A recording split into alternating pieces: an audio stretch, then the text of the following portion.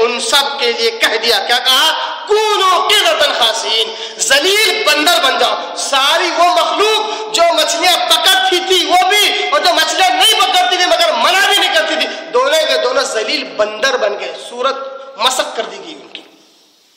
اس آیت سے ہمیں کیا معلوم ہوتا ہے؟ اس آیت سے ہمیں معلوم ہوتا ہے کہ دعوت کا کام امر بالمعروف ہی نہیں ہے، یا صرف نہیں ہے، امر بالمعروف منحصر ہے ینہون عن المنکر پر۔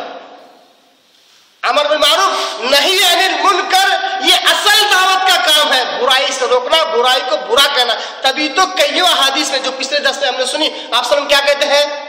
اگر کوئی برائی تم دیکھو تو ہاتھ سے روکو، ہاتھ سے نہیں روک سکتے تو زبان سے روکو، زبان سے نہیں روک سکتے تو کم سے کم دل میں برا جانو، یہ اضعف الایمان ہے، ایمان کا سب سے کم درجہ ہے۔ اور یہ بھی نہیں کر سکے تو ایمان رائی کے دانے کے برابر بھی تمہارے دل میں نہیں ہے۔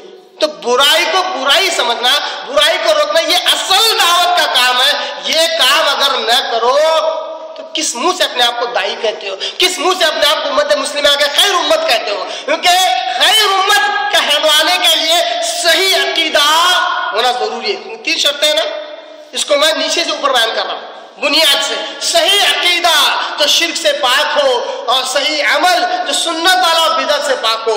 دوسرا برائیوں سے روکنا، برائی کو برائی کہنا مرتے دم تک، شرک کو شرک کہنا، بدعت کو بدعت کہنا، چاہے برا کیوں نہ لگو کہنا ضروری ہے۔ برائی کو برائی کہی جائے تو ہی برائی رکتی ہے۔ اور تیسرا ہے اچھائی کا حکم دینا، لوگوں نماز پڑھو، عبادت کے بغیر کوئی چیز کام نہیں آتی۔ اللہ کی عبادت کرو، اللہ کا شکر ادا کرو، عبادت کی طرف بلانا، اچھائی کی طرف بلانا، یہ تیسرے نمبر پر ہے۔